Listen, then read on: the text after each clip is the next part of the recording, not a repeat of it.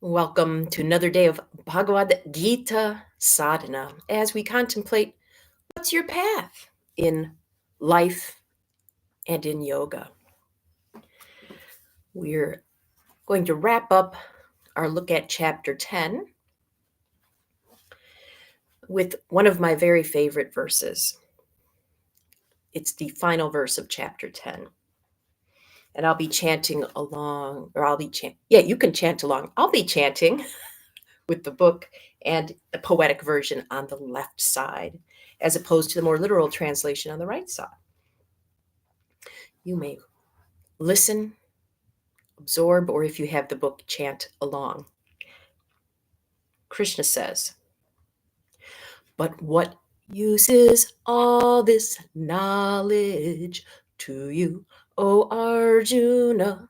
I stand sustaining the whole universe with one small fragment of myself."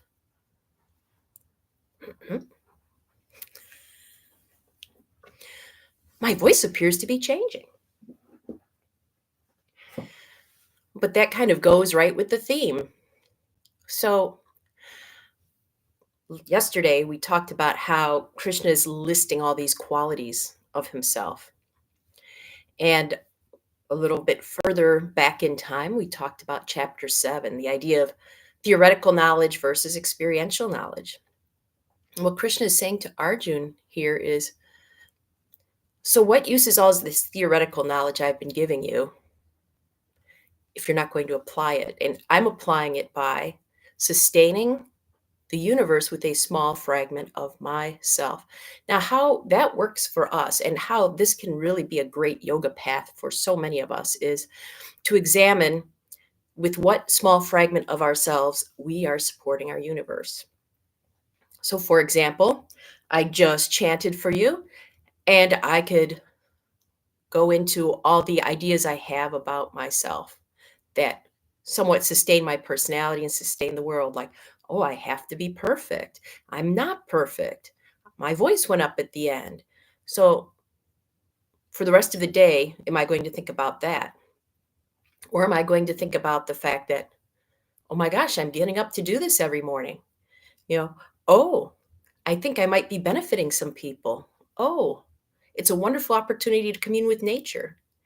So any situation, you get to decide how you see it. This is the experiential knowledge of yoga. We know intellectually, many of us, that attitude is almost everything. Some people would say attitude is everything. And we have so many attitudes within ourselves. What attitude are we using to look at life, the world around us, the people around us, our present situation? I'll give you one more example, and that is last evening, Kathy and I got to go to a sporting event outside, and the wind chill was well below freezing, and not many other people opted to join. And it would have been so easy to stand there and go, it's cold. And not only is it cold, the wind is blowing, making it colder. And our team isn't winning. So we're not getting a lot of reason to jump around and stay warm and this and that. Or we could focus on things like, hey, since there's not that many people, we have so much space, we can move around. Hey, we know somebody who is here and it was their birthday. Or, hey, this is a wonderful chance to just be outside and enjoy beautiful sunset time. I picked the latter, but perhaps somebody else picked the former. This leads me into my dedication for today. So happy belated birthday to Pat, whose team did win the sporting event. See, I can look at it that way. Yay, her team won. And I'm thinking of you, Vera, as well today, as well as all of you. Find that place in yourself that sustains you and really sustains you. because you are creating your whole universal experience. If you would like a nourishing mudra for today's practice, especially the meditation, where I'll invite you to contemplate, what filter am I putting on today? A nourishing mudra is swadhisthana. The left hand is palm up, is receiving energy from the universe. And the right hand, let's see here, generally goes to the lower abdomen. And that's taking the energy that you're receiving and putting it into the swadhisthana area. That's the energy center that is associated with nourishing you on all levels. How's that sound? Notice what fragment you might be using to process this information as we do our asana. And then I'll poke my head back in for the meditation. Oliver is sitting in a sunbeam. Let's see if he tries to escape. Oh, good. Enjoy that sunbeam, buddy.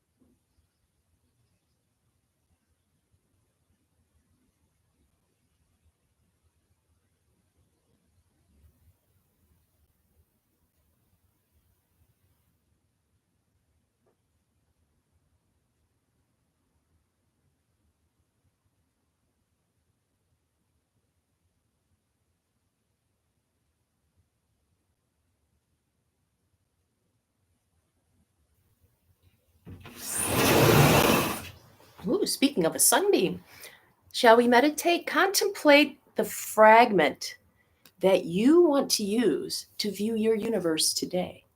How do you want to see the world around you? We'll check in 5.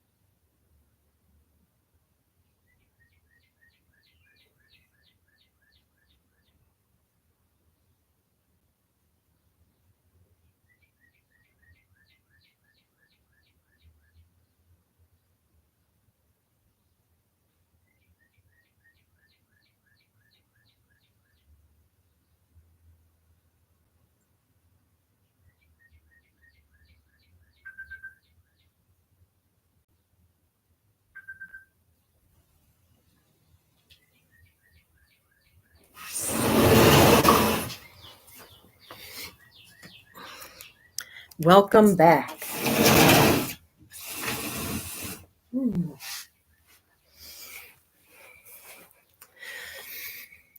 So, part of the practice and goal of yoga is to learn to recognize what filters we default to. And if they serve us, great. And if they don't, to realize that we have the power to change our filters. And by doing so, we may perhaps also just change the way the world looks to us. May you choose something nourishing to sustain your universe today. Oh, and before I forget, if you find retreats or looking at the Gita nourishing, there's only one more spot left for our annual retreat this year over Memorial Day weekend. And if you'd like to join, we'd love to have you. Just think it gives you a real chance with a group of people to keep resetting your filter for a couple days, and then it could become your default filter. What do you want to bring to the world, and how do you want to see it? Whatever that is, I hope I get to see you tomorrow. Until then.